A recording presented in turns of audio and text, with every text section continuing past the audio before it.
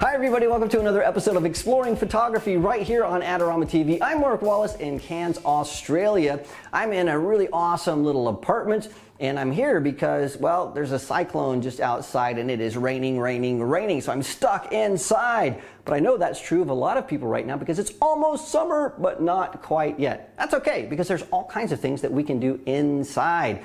And so today what I'm going to do is I'm going to create a self-portrait, something that I can use for a profile image or maybe self-promotion from a ride around the world. And I'm going to pull a Gavin Hoey where I have some props to make some kind of energy in this image. So what I'm going to do is I'm going to use two tools to do this. I'm going to use the inverse square law and chiaroscuro.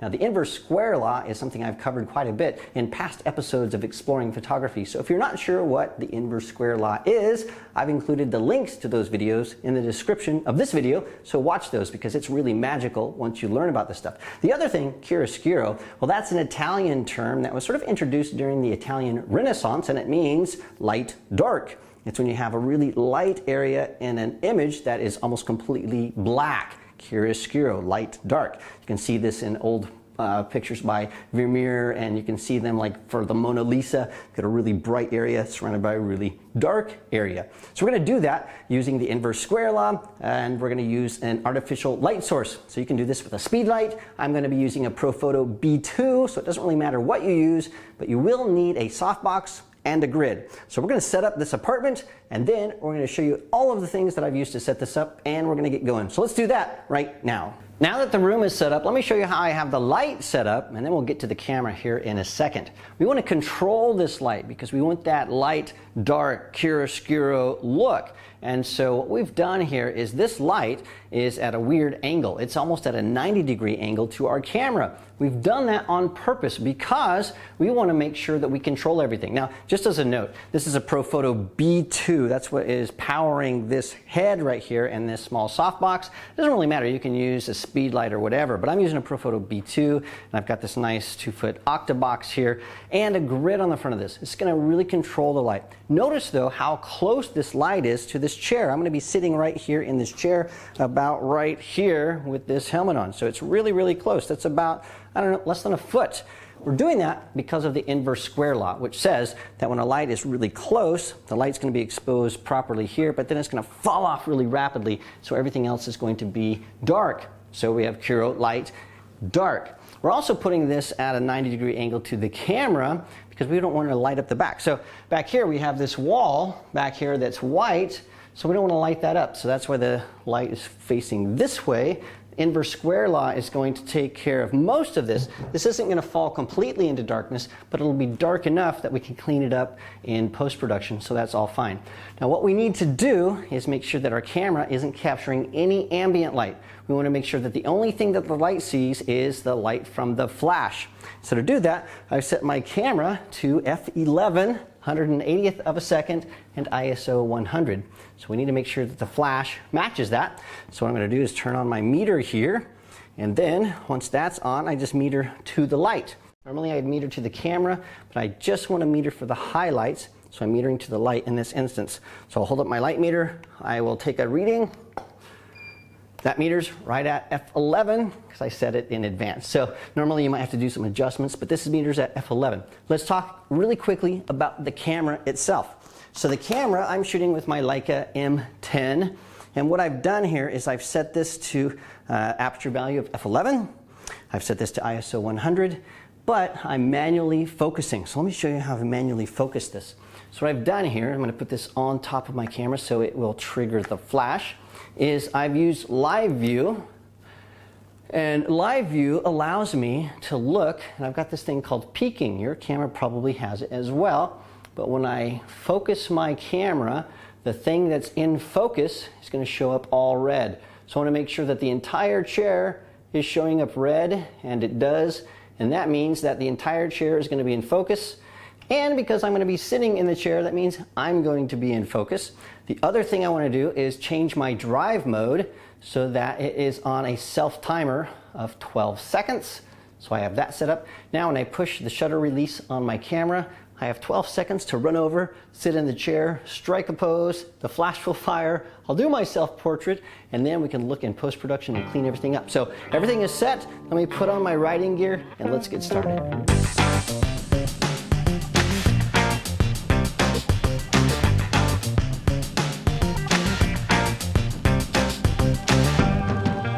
I am suited up, and now I'm going to start by pushing my shutter release. I have 12 seconds and strike a pose. So I'm going to look into the light, cross my arms, look macho, and I wait for it. Boom, and there we go. So let's look into the camera and make sure everything is right. We'll do a few more, and then we'll hop to post-production.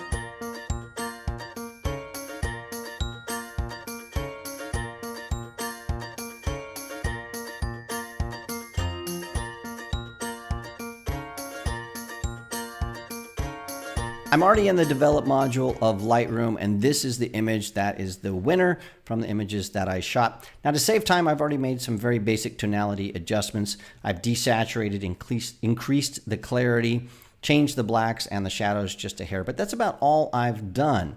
Now, this is a good start, but we have some image issues. We have me centered. We don't want that. The left-hand side of the image still has some light spill, so we also need to fix that.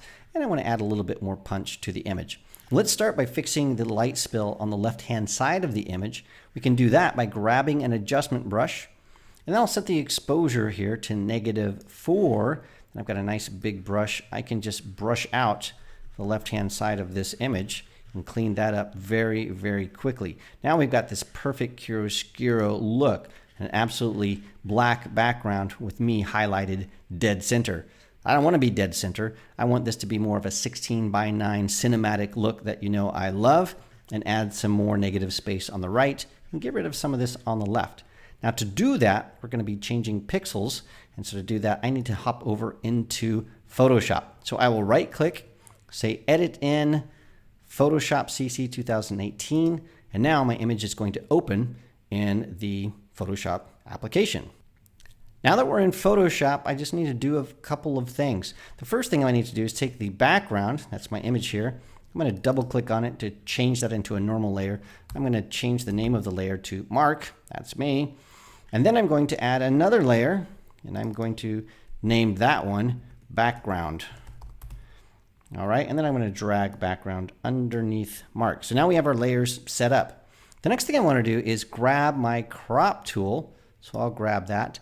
And I want to set this to a 16:9 aspect ratio. So we just do this right up here at the top, 16:9. And then what I will do is I will drag me over to the left. And then I will increase the size of this so it matches the image. Oops. Matches the image like that. Okay, so now we have me on the left-hand side, lots of negative space on the right. Maybe I'll just drag that. Something like that, and I will accept that. Now what we have is this negative space on the right, but it's got nothing in it. That's why we created this background layer. So all I need to do is make sure that my colors are set to the default. So I can do that by hitting the D key. And then I need to make sure that black is the background color. I'll do that by hitting the X key. And then I can say Command Delete to fill the background with black. Command Delete to do that. Now I've got me on the left-hand side. I have filled this in with black. It is wonderful. So all that's left for me to do now is to save this. So I'll hit Command S to save. And that is going to save this back into Lightroom, where we have one more thing to do. All right, now back in Lightroom, you can see this is the Photoshop edited image. So we'll double click that. So now we're back into full screen view. Then I'll right click, and I want to edit this one more time, but this time I want to edit this into Analog Effects Pro 2 because it has a nice finishing look. So I'm going to choose my default menu options here, my default file settings and things like that, and click Edit. Analog Effects Pro 2 is going to pop up. I'll make sure this is full screen. And once this loads in, there's just one small thing I need to do. Now I have created all kinds of presets. So I have one called Awry Selfie. I'll click on that. It's a very, very simple preset that I created specifically for this image. And all it's done is I've used the basic adjustments to do some detail extraction, change the contrast just a little bit, and desaturate this. That's it. That's all I've done, but I like the finishing look of this image. You can see it really sort of gives me that motorcycle grungy look. So I'll click save, and that image will show back up in Lightroom. Now we will go to the develop module in Lightroom, and we're doing this so it's non-destructive. And there's one more thing I want to do. I don't like my hands in this image. We don't have a nice enough crop on my eyes and my face. We need to get in much closer. So I'm going to get the crop tool by hitting R. We're still at the original, which is 16 by 9, but just to prove it, I'll choose 16 by 9. And then I'm just going to bring this in to about right there. So it's a much tighter crop, much tighter. I like that better. There we go, just like that. That's good. I'll hit the enter key to accept. I've got this little highlight right there that I don't like. So once again, the adjustment tool, it's already at -4. I'll make this much smaller just to get rid of these highlights up here on the top. And now, just like that, our image is done. Thanks for joining me for this episode of Exploring Photography. Don't forget to subscribe to Adorama TV. Click subscribe right now. Also, you can check me out on Instagram, and you can see how I put my photography tips into everyday use. Thanks again, and I will see you again next time.